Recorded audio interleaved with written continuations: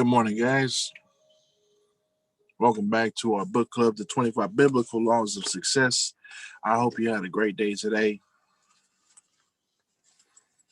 We're getting ready to kick off this weekend, and it's shaping up to be a busy one.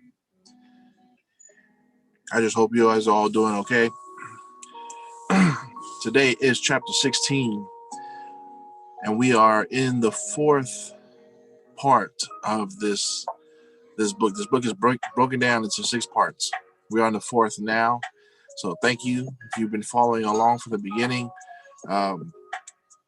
This video log or podcast, whatever you want to call this, has been taking different forms and has been, we've been adding things, taking things away, some of it voluntarily, some involuntarily, but it is what it is today. But I thank you for being here, and I moved from this chapter here today. 14 was my favorite, the company that you keep.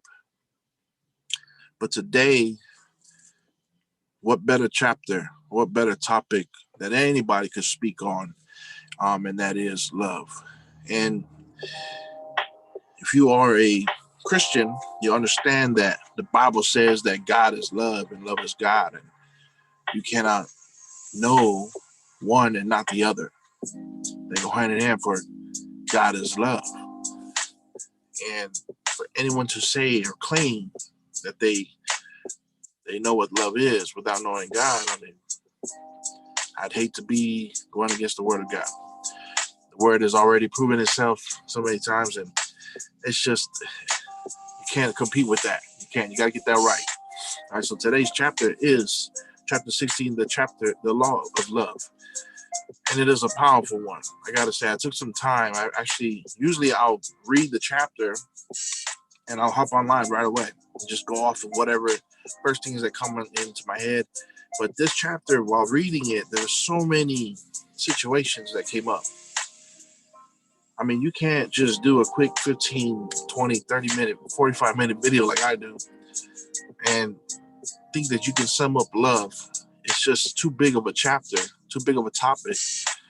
The pages weren't that many pages, but the topics that were being covered to fully illustrate what love means to these two writers here, William Douglas and Rubens Teixeira. I mean, it truly had me in tears, not once, not twice, but 3 times while reading it, because maybe it's God's divine timing that it's bringing up certain topics for such a time as this. In the time that we're living here today, and I mentioned it in a couple chapters, or maybe it was yesterday's chapter, about civil unrest, the divisions going on. And yes, people that have opposed me in my stance would make an argument that we should just go be about loving each other. And that is true. That is true. At the same time, when you love someone and you really do care, you don't let somebody fall by the wayside. And that's why during this new, what do you call this venture? This new presence that you see from myself and my wife in the past month or a month and a half. However, I think it's just been a month that we've decided that we're going to be more effective online and do what we can to bring more influence to people through the internet, via social media. And it brought me to a lot of topics that got me emotional because the writer chooses certain aspects of our history to illustrate what love really is. And I'm taking a minute. I've never taken this long to go into the actual material of the book, but because it is so significant to what's going on today. And so out of all the chapters, this one right here it's got to be the best one. It has to be. I mean, what greater is there than love? I mean, we've covered everything, wisdom. We've covered, the different mindsets. We've covered refreshing yourself, taking a break. We've covered, a lot of things. The law that the people that you keep, the value of your name, values. We've covered quite a few so far, but this chapter truly is, and I think I'm going to highlight it and pin it across all platforms because the reason why we decided to do what we do here at the Big Money page or on my Facebook page or on my YouTube channel is because we care. And so looking for a quote to capture what love really is, I found this quote: when somebody truly cares about you, they make an effort, right? And it is lovethispic.com. Okay, well, it doesn't give a person, but when someone truly cares about you, they make an effort, not an excuse. There are people that will claim to say they love you, but give it every excuse not to sit down with you at the dinner table, um, not to befriend you, to be in your presence, even reach out. There are people that have hurt me, and I sat there and waited for them to call me. Wasn't going to happen. And it took me to make an effort to reach out and to squash that. It was a silly thing that happened. It shouldn't have happened. But if any of you have gone what I went through in that situation, it would have broke you. It would have broke you. And I don't speak about myself like this publicly quite very often at all. But my mental toughness is on a different level. It is because of things that I go through.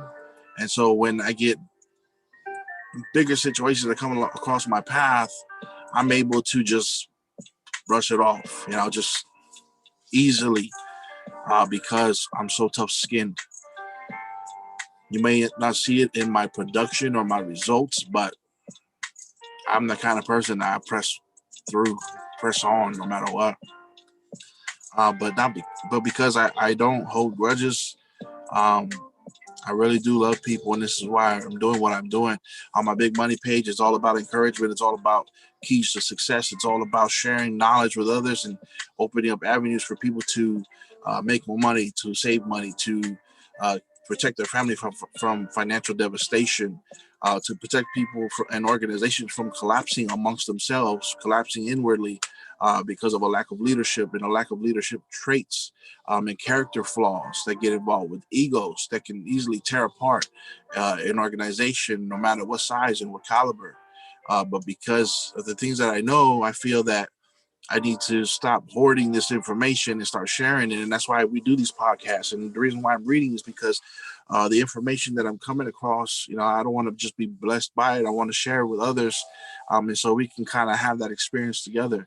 I'm now reading portions of this book that I haven't read before in the 25 Biblical Laws of Success. And so I know I'm kind of rambling on here, but I just, through it all, just know that I do love you guys. And when I drop nuggets on my regular Facebook page, I drop truth bombs, little things that people should know, little pieces of the puzzle that I've been knowing. Not to say that I told you so, but just so that you can start to wake up a little bit more and start putting things together yourself. So if you haven't heard it from me, I don't hate anybody. I don't hate any one of you guys. Some of you guys know there's people that watch, people that I'm affiliated with, but they choose not to like anything that I post. There's people out there that straight up, dislike me for my political views. There's people out there that don't agree with me because they come from the same neighborhood I came from, but their mentality is different. Mine is different. Like I shared with you the other day. And so because of that, we don't stand on the same common ground. The only thing that we have in common is that we came from the same place, and that's not enough for a relationship to stand. There's people that that dislike me because of my stance. If you look at my vehicle, My truck is a sort of a billboard of my mentality and where I stand. And I get people all the time that come drive by and either they honk or they flip me off, or curse me out or call me a traitor. And I don't wish any ill on anybody. I do get frustrated, uh, but no matter what, man, everybody's my brother. As we're gonna cover here in this chapter, everybody's my brother, everybody's my sister. And as we heard in the song that just came out by Tom McDonald, listen to that guy. He's knows what he's talking about. But if I don't say it enough, I love you. All right. And I'm doing this podcast for you. I'm also doing it for my kids because when I'm gone, they can always watch these things. All right. Granted, Facebook doesn't censor me and take me down. But I'm doing this because I care about people and I want to empower you. All right. So let's get into this, guys. Chapter 16, first chapter of part 4. Part 4 is the laws concerning relationships. All right. Chapter 16 is the law of love. We start off, as always, with a Bible verse, Matthew chapter 22, verses 36 to 40. It says, "Teacher, what is the greatest commandment in the law?" Jesus replied, "Love the Lord your God with all your heart and with all your soul, with all your mind. This is the first and the greatest commandment, and the second is like it. Love your neighbor as you love yourself. All the law of the prophets hang on these two commandments." So the greatest commandments, guys, is love. Love each other, right? Love each other with all you got, right? So when you love someone like that, you can be in disagreement with them, which we've seen it a lot, right? You can be in total disagreement with somebody. You can hate everything about that person, but because you still love them with this unconditional love, you can still sit down there at the dinner table. You can sit down at a birthday party and not try to choke each other out, or punch somebody, while they're holding their baby or something like that. You're not going to do that. Why? Because you have the unconditional love, guys. Loving your neighbor is a good starting point for interpersonal and social relationships. Doing so will be reflected in the manner in which you treat your neighbor and how you value him or her. The concept of loving your neighbor seems rather idealistic, but there are many practical and successful applications of this concept. How? Now we're going to go into some examples here. Pay attention. How did Gandhi beat the British Army and set India free without firing a single shot, guys? How did Martin Luther King Jr., with an equally nonviolent movement, managed to revolutionize civil rights in the United States? And how did Nelson Mandela, and how about Nelson Mandela? How did he manage to end apartheid in South Africa? Each of these leaders resorted to a very powerful spiritual law, the law of love. That's powerful, guys. So it mentions Gandhi, who saved India without firing a single shot, pretty much being nonviolent. Martin Luther King, it says, did the same exact thing, right? It was through love. Nelson Mandela did the same thing with South Africa. And he said all these leaders resorted to the spiritual law of love. In applying this law, these leaders implemented the concepts of nonviolence, peaceful resistance, and civil disobedience, right? This spiritual law produced concrete results that most people consider impossible to attain. How could unarmed citizens, let me stop right there. Now, this is a touchy subject, and a lot of people don't like to talk about what's been going on today, but we have to. I got to tell you, we have to. We don't like to have the conversation because people stand on either side of that, of what's going on. Some people believe, whatever. If you take a side, you believe in what they believe, and then you have friends and family who stand on the other side, and you're like, what the hell are you doing? And then what happens is we have this thing called division among us. And this is civil unrest, where it's not even a peaceful debate. It gets ugly. It gets nasty. People throw their history back out there. The people throw their past out there, the past of their opponents. People judge others. I've definitely taken a stand on a personal level, and I did it as the layman preacher at my church, and some people didn't like it, and I kept at it for a while, and it just kind of died down. Um, I eventually stepped down from that position, but not for that reason.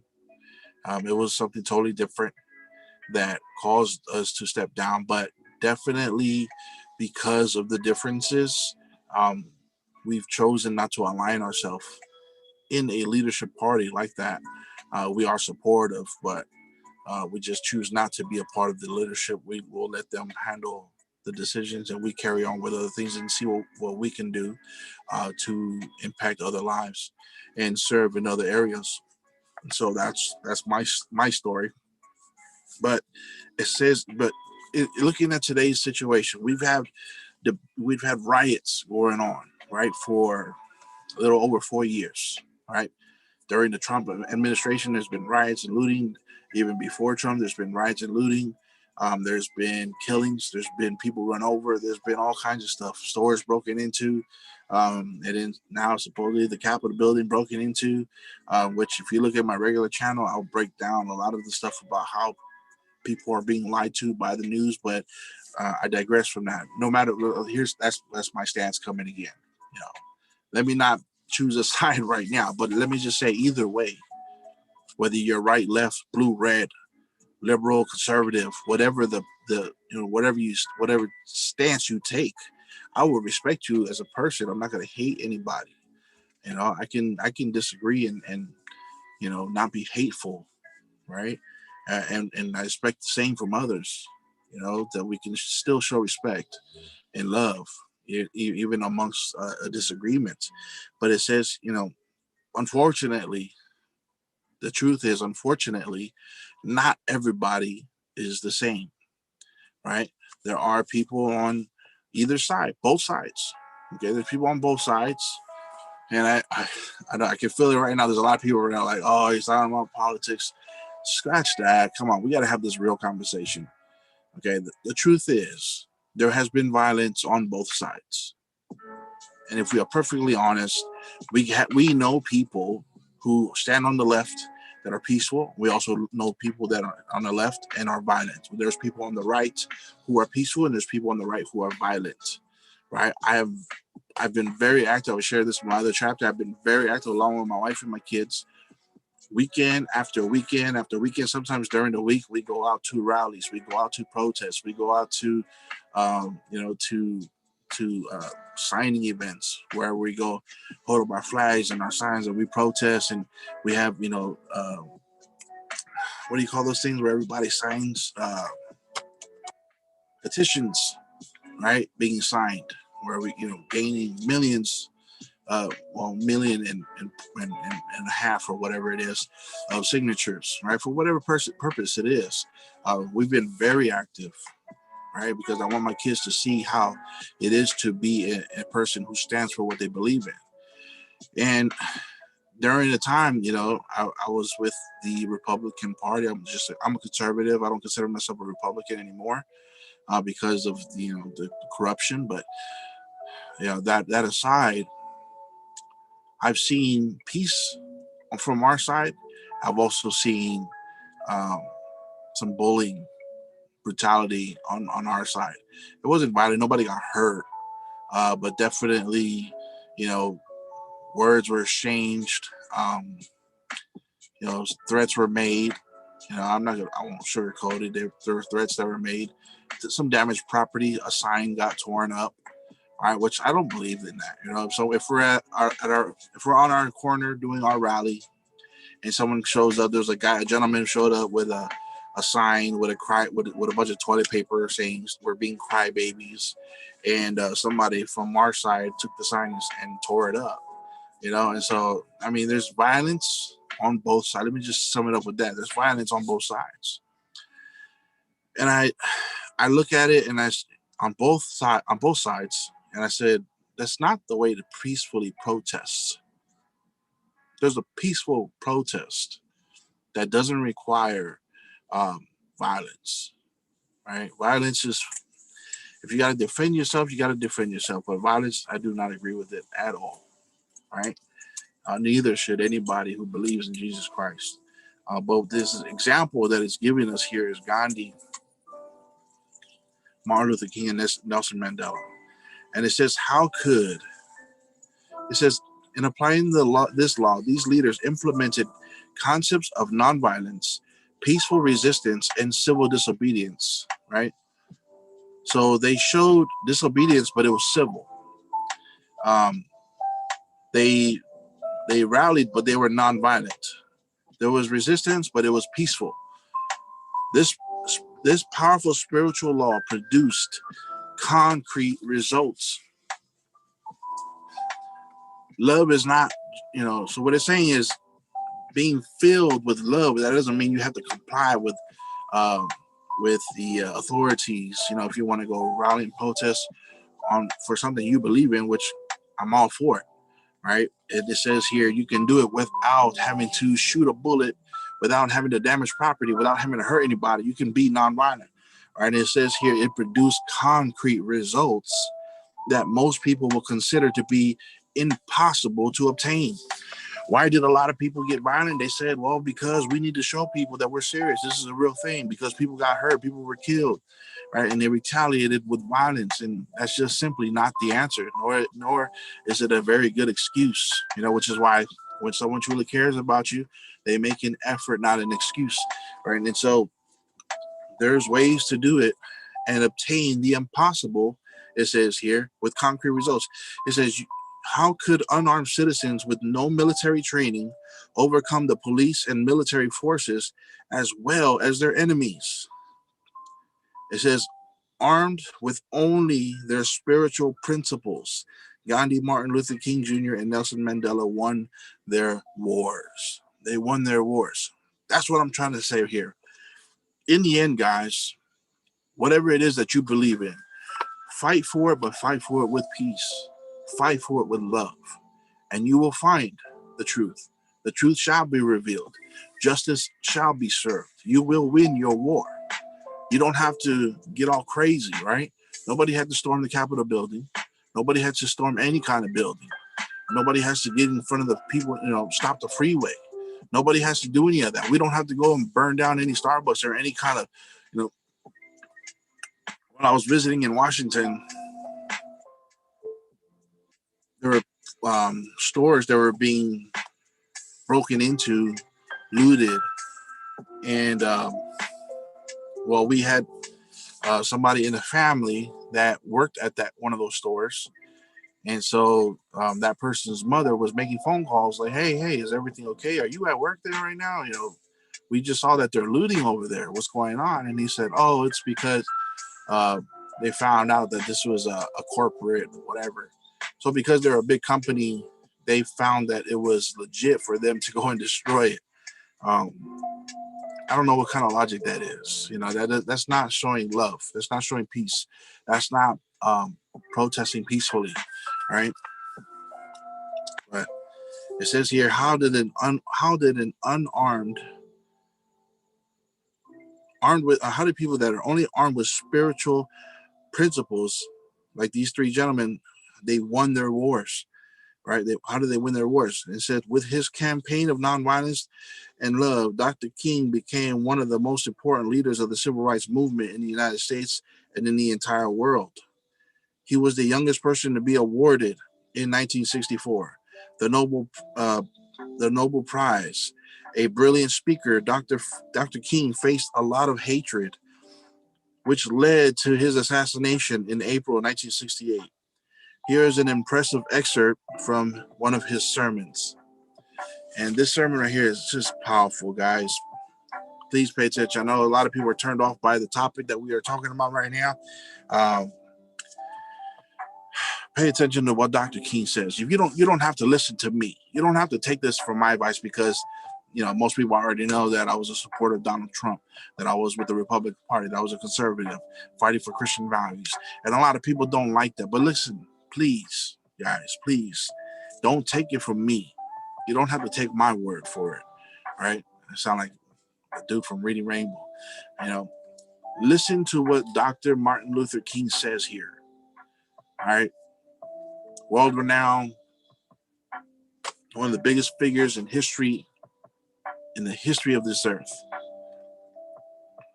Dr. Martin Luther King says,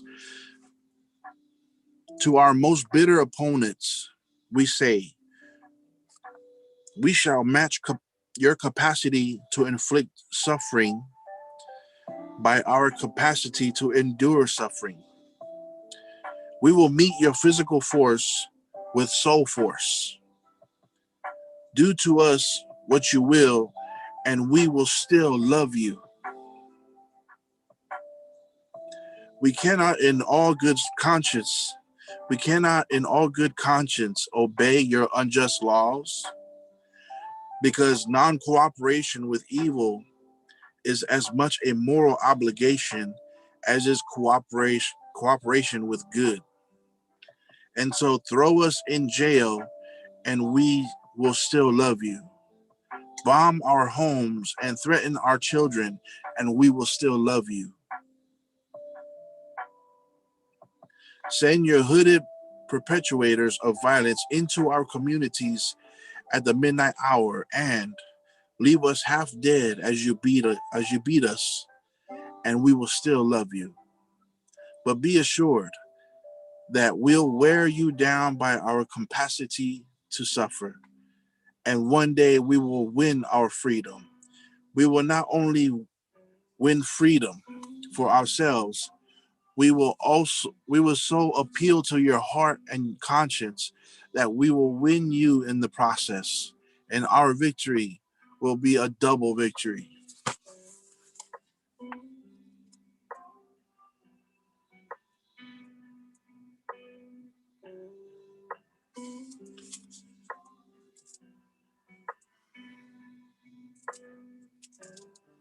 It touches me because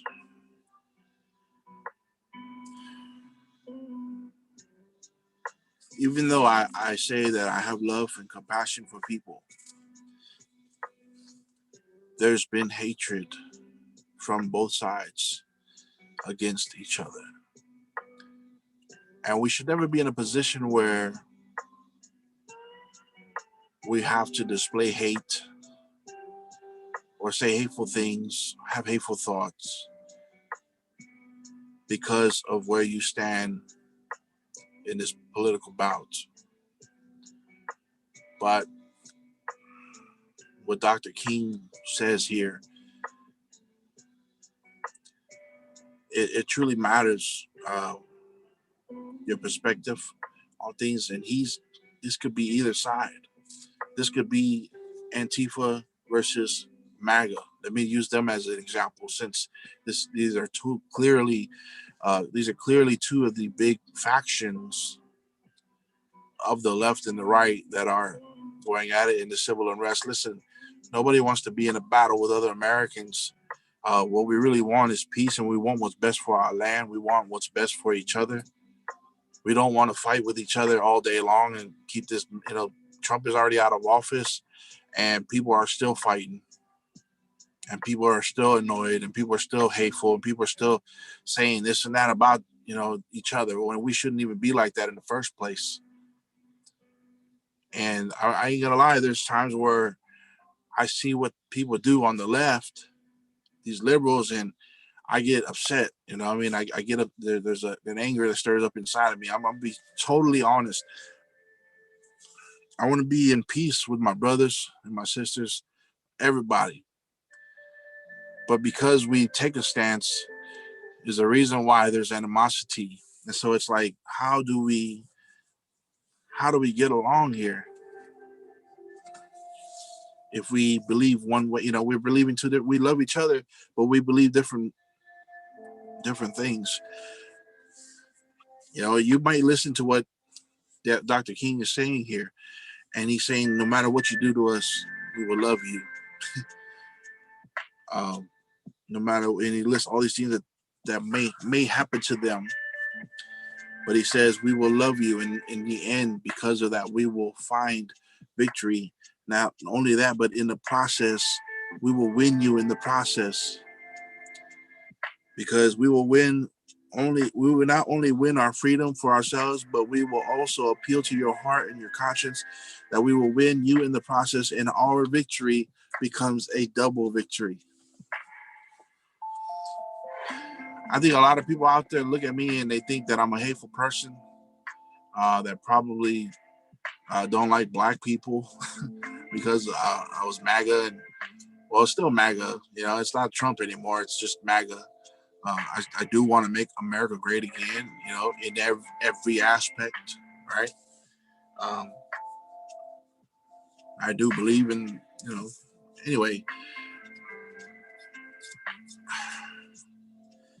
what he said here is, you send in your hooded perpetuators of violence into our communities at midnight hour, and he was half dead. They beat on us. We will still love you. The hooded perpetuator, maybe he was talking about the KKK. But don't you see how today it's just the same thing in reverse? That we could say the same thing about Antifa that go out there and hurt people and destroy buildings. So it's like just hatred going around in circles and circles and circles. And here we are still fighting amongst each other over silly things. We really got to find a way to do this peacefully, guys, to where you do not have to mock anybody or hate on somebody before their beliefs. We can still go to church, with someone who's from the left side. You can still have dinner with somebody who's from the right side. You can still go to a birthday party and not have to mention any of the political stuff and still just be, there to celebrate someone's day of birth. We can do it, right? And it takes love. That's what's missing. So there's people out there that I'm highly upset because they talk about love, they speak about love, but they have taken a side and they still want to mock it. So it's like you can't be hate. You can't talk about let's love each other, but still do hateful things or say hateful things. So we gotta come. We have to have common ground. And I think at the very heart of the issue, I'm trying to get out of this subject right here. To At the heart of the issue, deep down inside, and um, I'll use an example from work, from the business we had. There's an individual in our office that my wife and we just cannot stand this guy. I mean, there's a word for him. I can't use that on this podcast. There's a word for that guy. But talk about arrogance. Talk about full of himself. Talk about super prideful to the extent to where you're just hurting the environment with everything that comes out of your mouth. When you win, when that person is doing great, everybody's got to hear about it, right? He's got to just throw it in everybody's face. And when he's down, he becomes this hateful person. And it's like, man, it's like we can't win with you. Like no matter what, you just bad attitude, right? And this person was, very competitive with me, right? Competes with me, and it's cool. I anticipate competition, but here's the thing, if I could share a little bit of business with you, or at any area, if you win, you gotta win gracefully, and if you're down, you know, be down gracefully, do it with grace, do it with a sort of swag, like I can still smile and be happy and energetic and still be positive with a great attitude, even on my worst day. And this person, we had class, we had a training session at the office, and we paid for this teacher to come out teach a special course for 2 days. And this person that likes to compete with me got dropped off, which was not normal. That was out of the norm. He got dropped off. Usually he's in his car. And when we were done, um, or during lunch, he was like asking me, it's like, hey, where are you gonna go for lunch? I'm like, you don't really talk to me. Like all of a sudden you want to talk to me, and I noticed his car wasn't there. But my wife had already brought me a Subway sandwich, a foot long, and some for my team. And so um, I saw him and I said, look, uh, I'm not gonna eat my sandwich, man. I'm gonna eat half. If I eat all of it, I'm gonna fall asleep. And then he was like, oh, okay. And I go, yeah, you want the other half? It's a tuna sub. And he was like, you're not going to eat it? And I go, nah, man, it's too much. I don't want to fall asleep in class and the whole thing. So I gave it to him and he ate, and then afterwards we found out he needed the ride. I don't know what happened to his car and his wife and all that. He got home, but point is, I might really hate somebody, or not, I don't want to use the word hate. I might really be irritated by somebody, but the joke my wife and I had is, at the end of the day, I'm gonna still give you half of my sandwich, and so um, we can be civil, guys. We can be civil. I can know somebody is completely on a different spectrum as far as political thoughts, political views, but we can be civil about it. We don't have to make it awkward, and I'm not gonna sit down with you. Like, no, no, no, right? Or you know, or make that person feel awkward or whatever. We don't have to do that, guys. That's ugly. If you're gonna compete with somebody, you know, do it nice. Do it as like a winner. Compete like a champ. You know, um, like that movie Eddie the Eagle. All right, he's at the final scene, and here's the best in the world going up in the elevator with him. They're gonna come do the big jump. The big jump. That's one of the best movies ever. Eddie the Eagle, and here he is with his competitor, the best in the world, and he was fully expecting that guy to be a jerk to him, and that guy turns around and goes, "You and me, we're like 11 and 1 o'clock, right? We're just equally apart from the middle, right? You're 11, I'm 1. We're right here. That's where you and I are." He goes, "And that's why I understand you, and you understand me." And we can be civil no matter what, guys. I really want to tell you guys that, yeah, you somebody might irritate you. They might hurt you. They might do things that nobody should do to you. I'm so proud of my wife. I'm so proud of my wife. There's a story of victory that we're gonna tell one day when we're bigger in our business, and she has overcome something that has been on her mind for 30 years. A pain, a scar that was there for 30 years. And, here I am coming into her life later on, and we got together, we got married and started a family. And I heard the story of this person, but I also have one of those stories. And so that person is just a mythical figure gone with the wind. I don't know where that person is today. I don't know if that person is even alive. I don't know where that person is, but they hurt me, and they shouldn't have ever been near me. They should have never had access to me, but they did. They hurt me deep, right? And my wife and I, we both have that story. And then here we are later on in life, and we were 6 years in the business, 5 years in the business. We've already grown mentally because of what we learned in the business. And lo and behold, God's sense of humor. We go visit this random church, not even nowhere close to here.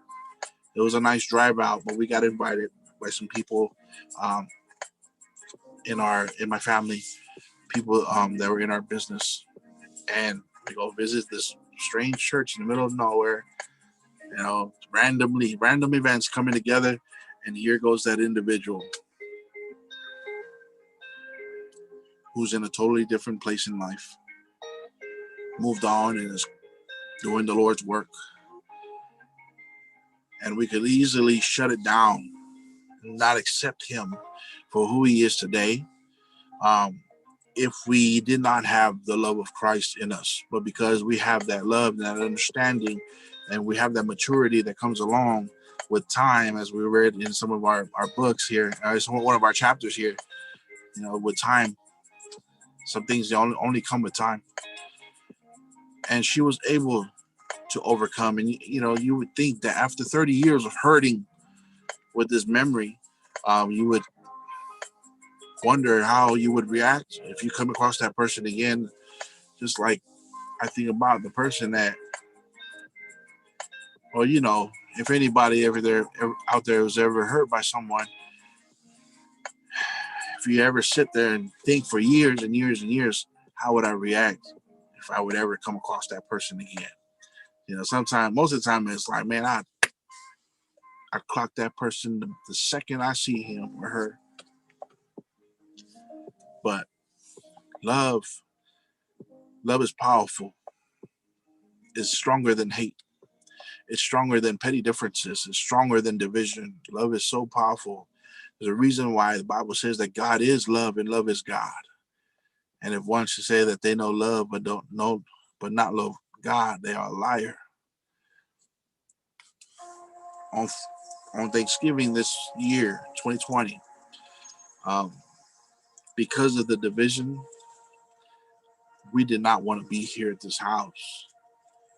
We didn't want to be here on that day because the company that was coming over, and it was just like, man, this is too much. It's so much tension. It's like we gotta just let's just make a decision to avoid any of the whole animosity, and let's just get out and have a family day. So packed up the kids super early in the morning, and we took off and we went for a drive. I took my truck and we went down. We went down to Santa Monica Pier, cut a right on PCH, and we went up to Malibu. Took a beautiful drive up Malibu, up the beach. Thanksgiving, there was hardly anybody there. Just the people that live on the beach, in their RVs and stuff. And we had a great morning. Kids got to play in the water a little bit. Buried me in the sand. First time I've ever done that. I always wanted to do that. You don't get buried up to your neck in the sand. My kids buried me. I had some nice breakfast. Soul Division. Saw some awesome houses. And on the way back, we drove through Culver City. We went all the way out to Oxnard. Took a nice drive. Got stuck out there for a little bit. Came back. But on the way back, we drove through Culver City. Culver City was almost empty. It was a beautiful little city, Culver City. But we were just making our way back. We were looking for a laundromat to wash our clothes, and we were going to stay at a hotel for the night and just hang out. Have a movie, pizza with the kids, and just make a day out of it. And I had Trump flags on my truck. And I was getting honks from people all over the place. People were, smiling, honking. And here we pull up at a red light. We're sitting there. I'm making a left turn. I have to wait for a while for this red light. I turn over because there's music playing. And here on the corner, there's this loudspeaker and these signs, and there's 3 women there. They're dancing, and they have signs saying Black Lives Matter. And here I am with a MAGA hat on my dashboard, my American flag and my Trump flag flying in the back of the truck. And they were looking at me, at the corner of their eyes. And I rolled down my window, and first thing that came to my mind is, let me wave and smile. So I wanted this and smiled, and they waved back, and they pulled their mask down, and this girl walked over like as close as she could to my truck, to the curb, and she leaned over and she said, "Happy Thanksgiving." And I said, "Happy Thanksgiving to you guys as well. Have a good day." And she waved, and then we drove off, and that was it. See, we can be civil, guys. That was an awesome exchange that we had. And there was another incident too with a Black Lives Matter person. We don't have to be hateful just because we choose a side to be on. We don't have to be petty either. We don't have to mock, tease, or do what people do to me. Every day I got people flipping me off because I have a American flag and I have a law enforcement flag, a Blue Lives Matter flag on my truck. And people come up to me, flip me off, they cuss me out, and yeah, it irritates me. There's a part of me that just wants to get out the truck, and I've done it before. Sad to say, I've done it. I got out the truck, called them out. Of course, nobody wants to stand up, and nobody really wanted to fight. They run away, but that's just my pride talking. But we can have discord, but be civil about it. We can have an art, we can have a conversation and not get upset, and just make our points. We don't have to. But if we're gonna, you're not gonna agree with everybody for the rest of your life. When we're stuck here, I'm still stuck here on this topic. At the end of the day, you're not going to agree with everybody in the world. So might as well learn how to get along. I'm not saying give up your values. I'm not saying to concede. I'm not saying, you just give up and just not talk about it ever. Let's just put it away. No, that doesn't work. Sweeping it under the rug. That does not work, guys. That's not effective at all. What these guys said was what Dr. King said is we will take action. They take action, right? But they're not violent. It says here civil disobedience. So pretty much telling law enforcement, we're not going to abide by your rules because of the injustice and the pain that we're going through. But it says we're going to be civil about it. We're going to have peaceful resistance. If you hurt us, you hurt us. We still love you. It's such a powerful stance, and I keep getting emotional about it. But man, Dr. King, thank you, man. This is thank God for that man and his example. So doing good to those who present us with evil is worth it. Jesus says to a crowd of followers, you have heard it said, love your neighbor and hate your enemy. But I tell you, love your enemies and pray for those who persecute you. Matthew chapter 5, verse 43 and 44. That's the better way to do it. Instead of hating back, love back and pray about them. Pray for them. For many people, loving, forgiving, and praying for your enemy is almost impossible. Right? And so I'm Samoan, guys, and most of my audience is probably going to be Samoan. And we're known for our tempers, right? We get that pride, right? And we don't want to, nah, man, forget them. I'm not going to pray for them. Like, come on. But it says sometimes they feel like it's almost impossible. The idea itself can be overwhelming, but think for a second. A person who harms no one is more likely to turn enemies into friends. It might seem overwhelming to pray for your enemies. And there's some people that you just cannot deal with them, right? But it says here, think about it. Think about it for a second. A person who harms no one, right, is more likely to turn enemies into friends and make a positive impression on others. Hence, the law of works. Similar advice is given by Solomon in the Old Testament and repeated by the Apostle Paul in the New Testament. If your enemy is hungry, give him food to eat. If he is thirsty, give him water to drink. Proverbs chapter 25, verse 21. Also see Romans chapter 12, verse 20. When we do good things to those who harm us, we give them no choice but to change their behavior. See? This is how you win them over, like how Dr. King said. When you do good things to them who harm us, we give them no chance but to change their behavior. Either they change their ways or they find themselves in the hot seat, and at least in front of others. So they're either going to change or they're going to be very uncomfortable with themselves, right, when they come over, right? And so normally our good actions toward them will make them aware of their harmful attitudes towards us. Ouch. So when people are spiteful against you, be kind. Just keep doing good. Do good things towards them. Show them that you're willing to work through this problem. Show them that you're willing to be civil. And it says normally our good actions towards them will make them aware of their harmful attitudes towards us. And here's the thing. A lot of people that disagree with you do not understand that they're hurting you. They don't see it that way.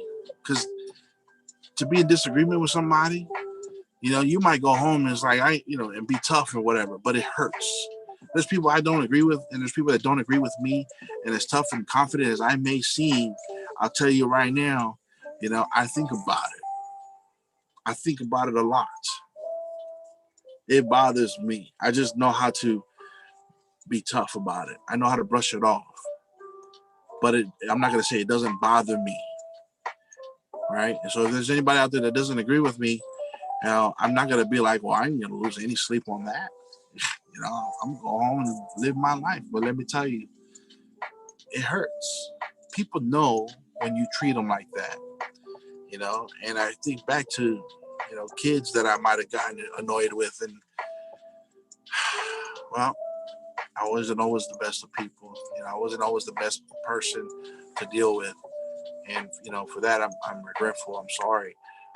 But it's so true. When you go the extra mile to be kind to someone, be courteous, and just so that you're willing to love them on top of your differences, it'll force them to see that they're being hurtful. Let me check my battery, guys. All right, we're good. We are good. Hopefully. All right. So it'll force them to be aware of their harmful attitudes towards us. All right. How many times did you hate on somebody, then they did something nice for you, and you're like, oh man, what was I thinking? I love this person, right? So the golden rule. So in everything you do to others what you would have them do to you, for this sums up the law of the prophets. Matthew chapter 7, verse 12. The golden rule, which we learn in school, recommends that we were to treat everyone as we want them to treat us. This is one of the most simplest and most effective, speed this up, principles in the world. Treat others as you would want to be treated. Imagine imagine what the world would be like if managers treated their employees as they would want to be treated, or vice versa, or if every company offered their customers the same level of service they would like to receive. What if Wall Street traders treated investors with the same loyalty they would desire if on the other side of the transaction? That is going on today, guys, and this is written a few years ago. Or public servants treating the public with the same care they would like. We wouldn't have an argument. We wouldn't have an issue with most of everything that we've been having an issue with for the past 4 years if public servants would practice this, right? Because I'm a huge opponent of media today and the way that they portray things and the way that they lie to you and I. And yes, they do lie, right? What if competitors practice the same golden rule? I already shared with you with that individual who wanted to compete with me and hate on me and be mean to me and just say stupid things at the meetings. But yeah, at the end of the day, I'm still going to give them part of my sandwich, right? And it says, of course, this revolutionary concept is not applicable to the workplace alone. Every human interaction could benefit from it. What if spouses treated each other in the same manner, as well as parents, children, and neighbors? Would people be more tolerant? Oh, that just got me thinking about the front yard. We're not being very good neighbors here. Would they respect one another more? The lesson taught by Jesus in Galilee was also confirmed in a study by Napoleon Hill, the writer of Think and Grow Rich, that presents the golden rule as doing unto others what he would like them to do unto us if we were in their shoes. Hill understood the golden rule is a very effective law when it comes to professional success. This is what Hill says. You can comprehend this law quite easily by regarding yourself as a sort of human magnet that attracts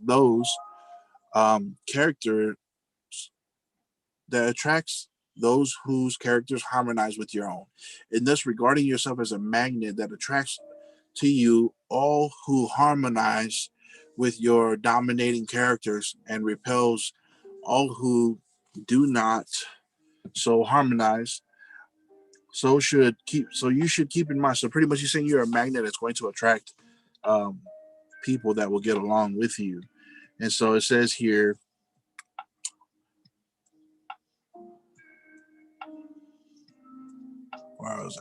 I'll keep in mind also the fact that you are the builder of that magnet. Also, that you may change its nature so that it will correspond to any ideal that you may wish to set up and follow. And most important of all, you should keep in mind that the fact is this entire process change takes place in the thought. Okay, so let's recap on that. So he's saying that you are a magnet that attracts certain characteristics to you. You want to attract people that harmonize their character harmonizes with yours. You guys can get along. But there's going to be times that you're going to repel people as well. And you need to know that you are the builder of that magnet, and it all starts with your thinking. Right? So if you want to attract better people to get along with, if you want to attract people to treat you nice, you have to treat them nice so that you can attract that same kind of synergy, the same energy from people, and they will start to treat you as they want to be treated, right?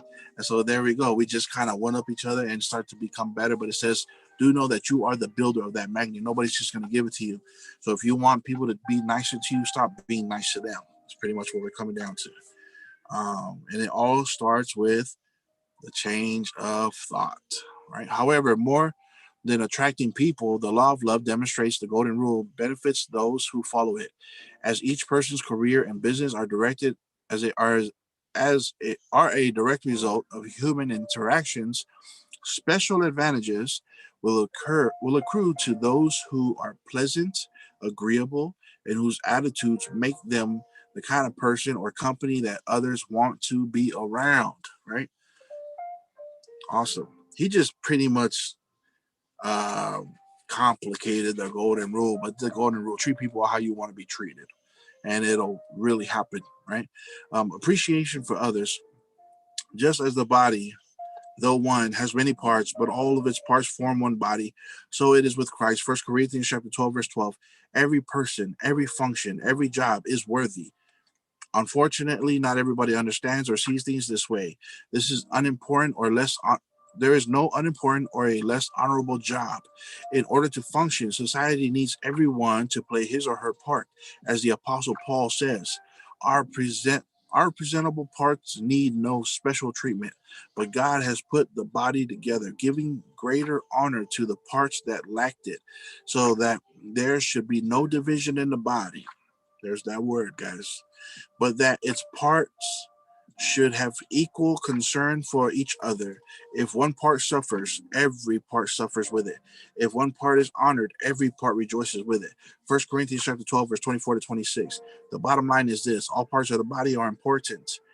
What would happen if the foot or the hand decided that it wasn't important and wanted instead to become the head? How would the body function with a couple of heads in command? We know that doesn't work. The body needs the head, but it also needs the feet to give balance and the hands to reach for things. The same idea works in a team, in a department, a company. For this reason, we should value and appreciate all people, regardless of their position in society. Hello, and also their company's hierarchy. So don't hate your boss, and don't hate people that stand in a different part of society than you, or live or grew up in a different part of society than you. Back in the 15th century England, King Richard III, facing the most dreadful battle of his life, said, a horse, my king, my kingdom for a horse." The quote became popular in the hands of William Shakespeare and means that there are moments when even being the king isn't enough. Sometimes your power and riches simply cannot give you what you need. You need the help of others, guys. That is key. We are the big money page, but you're not going to have big money or a big influence or a big company if you do not learn how to attract people, because you need people's help, right? It says in the board game of life, each piece has its value, just like any board game, right? Whatever the role of a person has to play, it should be applauded, even if your part is a simple one. Be proud of it and do it well, right? We learned that in the other chapter. There are those who don't move forward because they think less of themselves. They assume that they are unable to do anything or value or have any value or significance. Each and every one of us, no matter what our position, can improve our station in life if we want to. If we feel fulfilled, if you feel fulfilled where you are, don't try and change your position simply to please society. The idea is quite simple: value your neighbor and value yourself. Think about every member of the team. Love your neighbor as you love yourself. The measure of love, as we finish off with this quote, the measure of love is to love without measure. St. Augustine. Powerful chapter, chapter 16, the law of love, guys. That right there, I took a while to break it down. I kind of went around the same subject a few times. That's why I'm trying to speed up to wrap this up. But just know that love conquers all. Love conquers all, and love is the answer. God is the answer, because love is God and God is love. And if we want things to be corrected here in politics, if we want things to be corrected here in the United States, if we know that there's injustices, we know that there's things that are not done right, we know that there's censorship, we know that there are freedoms that are being taken, and we all got to pay attention, because that affects all of us. And if you don't think so, just do know that if we don't handle it now as the adults here, our children are going to have a crazy life, and we got to fight for them and the livelihood that they are going to have. Just know that when you take a political stance, I do hope that it's in you hoping for a better future for your family. Whatever stance you believe in, right? Go at it. Go for it. If you believe left, right, doesn't matter. Go for it, but fight. And in the meantime, we gotta still love each other, because there's some people out there that don't care for what I have to say anymore. It's gotten to that point to where they just kind of ride me off, and that's okay. But we can do it with, as civil as possible, guys. At the end of the day, I still love you guys, and I do hope you love me too. And you know, at the end of the day, man, you're my brother, you're my sister. We need more love, and I would suggest you share this chapter with people, and maybe we can go over it again. Maybe we'll do a recap later on. But thinking about all the things that are just going on, it just hit me in my, it struck my heart that I feel for like certain family that we've it just hasn't been easy, guys. Just know that hasn't been easy, but love conquers all. And I just want to use this platform to just let y'all know I love you guys. I want what's best for you, and I pray for you and you pray for me. And no matter what we do, maybe we'll still fight a little bit. Maybe we'll still go at it and post stuff against each other for a little bit. But at the end of the day, I love you still. I hope you still love me. You might get mad at the things I post, but let's still love each other. Okay. We'll end it off there, guys. God bless you all. Have a great Saturday and Sunday. I think there's a holiday on Monday. I don't know what holiday it is. Because I don't have a job. I have a business. If you want a business, get at me. But that's it for now, guys. You guys have a great night. God bless you.